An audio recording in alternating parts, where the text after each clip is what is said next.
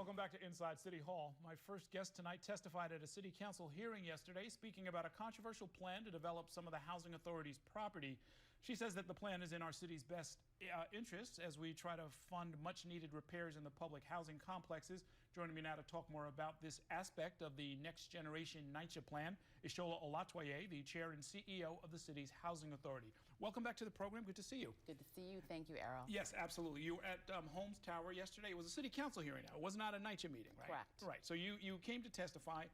And this is one of the developments where you are planning to pioneer this idea of taking some of the lesser used spaces, whether it's parkland or parkish land or basketball courts, parking lots, and build some affordable housing. What is the objection that you heard last night? Well, look, I think, you know, as shared on this very program, NextGen NYCHA is a 10-year strategic plan that actually includes 15 very specific strategies, of which the development are 3. They may be the most attention-grabbing 3, yes. But we've always said that that our plan was one that couldn't be cherry-picked, that it all needed to happen so that we can both get our financial house in order, so that we can deal with the problems that our portfolio faces. You know, this is New York. I expected a dynamic process. I think what I was most struck by last night was the powerlessness that people feel. And I think that's a problem of poverty. And what I hope people heard is the mayor and our commitment to ensure that the city's truest and last and most affordable source of housing remain viable. And that's what our plan seeks to do. I mean, and to be fair, I mean, there's a powerlessness that comes from being poor. There's also a sort of a positional powerlessness, right? Tenants don't get to tell the landlord what to do, right? And in the end, you are the landlord. And what you're saying is, we are going to take this basketball court and we are going to use it as the footprint to build a new building for some. Now, there's always questions with affordable housing. There's always controversy over what affordable is. Correct.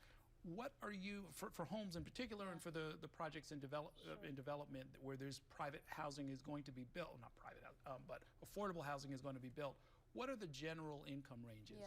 So it's important. We have 2 portions of our development program. The first is 100% affordable. So one of the questions last night is, you know, where are you going to build this building? In fact, all 328 of our developments are candidates to participate in the 100% affordable. We are part of the mayor's affordable housing program. 10,000 units of his 200,000 unit plan will be built on NYCHA developments. The second part of our program is our NextGen Neighborhoods program, or 50/50 program, and that is both creating more affordable housing and raising much needed revenue for the authority.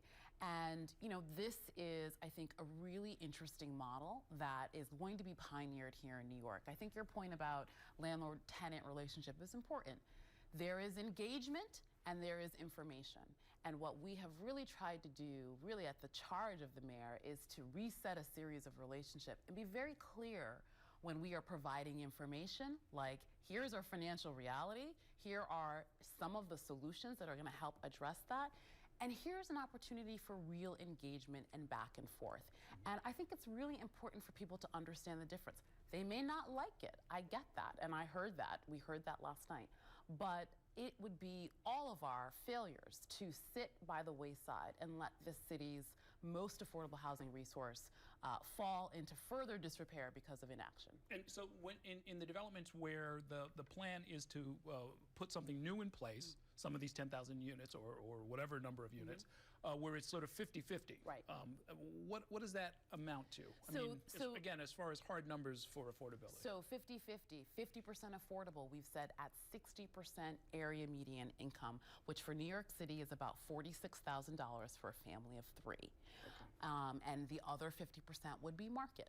And therefore, the market rate units allowing NYCHA to raise some much needed revenues to go back to meet the repair needs of the development where the construction would happen, and the broader challenges that the authority faces. So when you, no matter where you draw that line, there'll be people who will say 46,000 is too high or 46,000 is too low. You must have expected that. Absolutely. as you set those rates. I think it's really important to set the record straight, particularly on this show, was We build this program to achieve two goals. One, we have an affordable housing crisis in this city. More than half of New Yorkers pay half of their income towards rent. The mayor has made a very clear statement that he is building affordable housing to meet that crisis. We are also trying to save the housing authority. And we are trying to save people's homes within NYCHA. So yes, 63% of our residents work. Their average income is about $25,000. We would never build, there is not enough money in the world to build the kind of resources that we already have at the Housing Authority for people of that income. So we need to figure out some real practical, non-political solutions to make sure that housing resource stays. I mean, to be fair, neither you nor the administration ever said we're going to build thousands and thousands of units for people making $25,000 for a family of three. My job is in the management of my existing portfolio. That is my job, and the charge is figure out how you preserve housing for today's families and the next generation. You have a multi-billion-dollar sort of a deficit, capital deficit in particular, where you've got to do roofs and systems and elevators and so forth. The estimate was that this portion of the NextGen plan will generate $300 to $600 million over, I guess, what, 10 years? Right. Is it going to go into a dedicated fund, or is it just for sort of general upkeep? So what we've said is, one, that there will be a significant portion of the revenues that will go back to the development where the construction is happening. Resident engagement around how those funds are spent, on what types of critical infrastructure needs will be met with those resources, is up for discussion. The rest of the money will help us address the broader portfolio needs. Look, one of the things that we heard last night is, you have a $17 billion need, and this is only, you modeled a 300 to 600 potential revenue contribution. Again, I think that underscores the importance of, we're only talking about 3 of our 15 strategies. Next Generation NYCHA there are other parts of our work around commercial development, around parking, around tenant rental income, around leveraging other federal tools that will help us shrink that capital need so that we are, one, starting to getting our house in order, financial house in order, so that we're a healthy organization, so that we can then go and take advantage of whether that be debt or other financial tools that are available to landlords to help revitalize their portfolio. You can't do that when you're essentially functionally bankrupt. So, something I've learned over the years that politicians will grandstand around these kind of issues in particular, and sort of say, we're not being told enough, we weren't at the very first meeting, it's not transparent, it's not right, it's going to displace people, it's wrong, on and on and on it goes. But if you can create housing for people at $46,000 a year for a family of 3 and lower, you will have a line around the corner. You will have a 5 or 10 year waiting list or something like that. I mean, you'd have to do it through lottery. Absolutely. These units, as all of our units, will go through a city-run lottery with HPD, and we already know that there's a significant demand for these kinds of housing. The Yomo Toro development, a few blocks up from Holmes, which is an 88-unit affordable housing development, had more than 75,000 applications for those 88 units. I should say 6,000 NYCHA residents applied for that, and the 20 units that were set aside for NYCHA residents were fully occupied. So look, we are building a plan that is both set to meet the affordable housing crisis that we have here in our city, but we are here to build up on a plan to raise revenues to save the housing we already have. So that is what our focus is, and I hope that that silent majority that may have not been heard in last night's performance will hear that from I like that word, performance. The city controller and the governor have both suggested, and this has been kicking around for years now, that surpluses from the Battery Park City Authority be directed to NYCHA, and that could be $40 million a year over 10 years. That's about $400 million.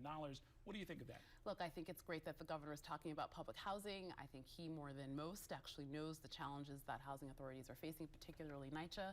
I think it's really important that we identify new sources of housing to support, new sources of funding to support the authority, and not take away from existing critical affordable housing programs that are already exist. So you won't send the check back if it does come? Absolutely not. Okay. You have an app for NYCHA residents, and I didn't download the app or anything like that because I don't have an apartment in NYCHA. That's right. It's been a good long while. But what does the app do? What's the idea? So my NYCHA app was something that from day one I was very interested in putting information back into the hands of our residents. So residents can download it on an Apple, an iOS or Android platform, and the app allows residents to schedule work according to their schedule, as opposed to being told we'll be at your house between 1 and 7, good luck.